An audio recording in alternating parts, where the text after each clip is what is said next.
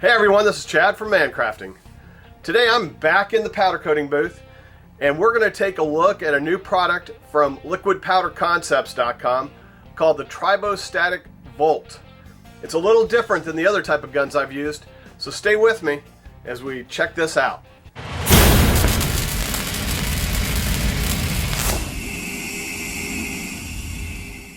Alright, so today we're looking at this Tribo Volt. And this is from liquidpowderconcepts.com, and I'll have a link to this product in the description. And if you use the code Mancrafting, you get $10 off. So just a little incentive there for anybody who's interested in this type of system. Tribo system works a little bit differently than the traditional Corona systems that Eastwood, Columbia, and a variety of others, Jima, they put out. This particular system works by essentially putting a static charge on the gun. So when you look at this, you see the gun where the air pressure is coming through. You've got this nozzle here. You got your cup that holds the powder. And I added this air filter to take out moisture, but it comes with a pressure regulator. You can adjust the pressure based on the powder you're using, how much powder you have in the cup. There's not a specific starting point. This particular regulator doesn't come with a regulator gauge on it. You can add one here if that's something that's important to you. The gentleman who showed me how to use this, Mike, he said he just kind of gets a feel for it and he's turning it as he's using it, so he doesn't feel like it's important to have. So I'm going to open this up real quick, kind of show you the insides here. And you can take this apart to clean it.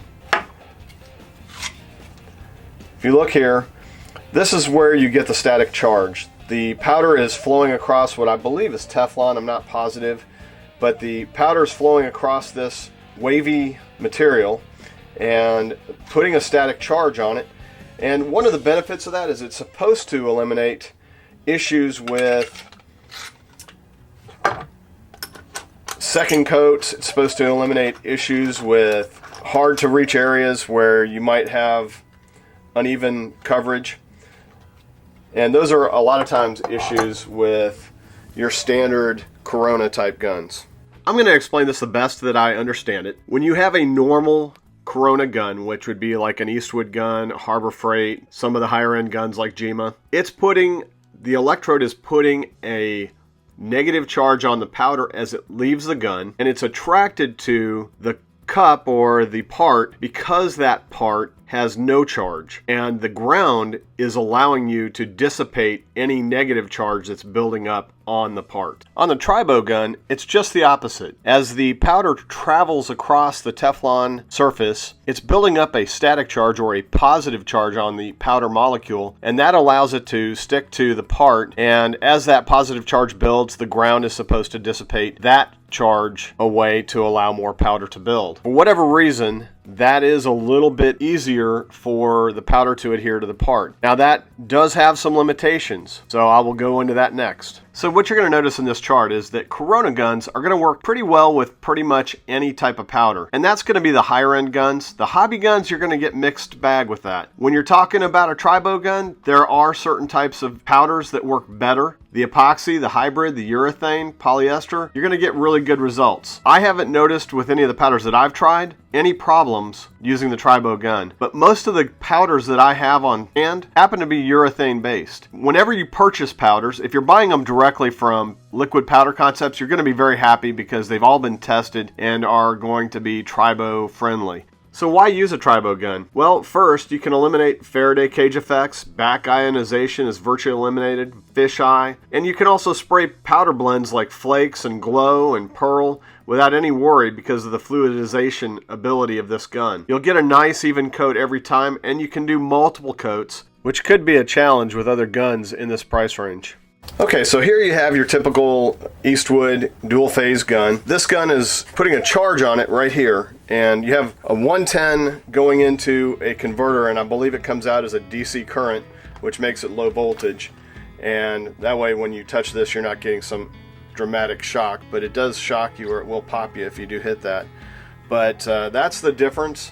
One is actually charged through DC current. The other one is basically a static charge. But let's put this Tribo system to the test. No Faraday effect at all. It went straight to all the areas, and I didn't even have to work at it. Very nice coverage. It only took me about a half a second.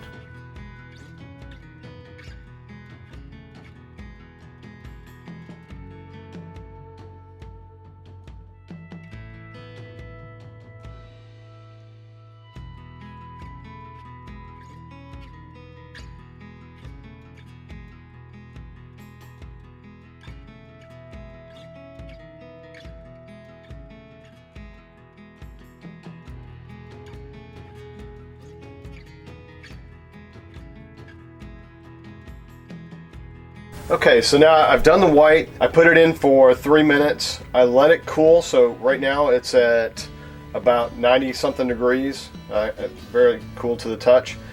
And I'm going to go ahead, I'm going to put on Shocker Yellow from Prismatic. And I'm going to do Shocker Yellow on, say, the top half. And then I'm going to do Corky Pink on the bottom half, just to challenge it. And then I think I'm going to probably clear coat it or do something in addition.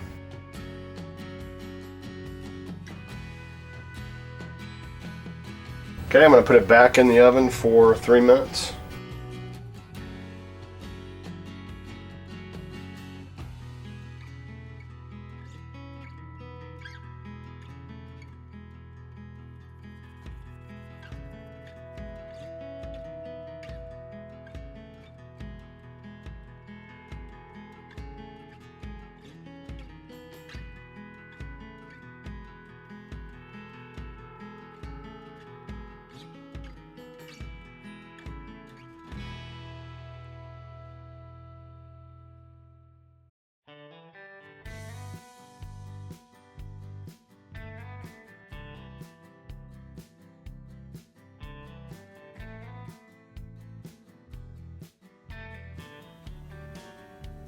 Okay, so here's the finished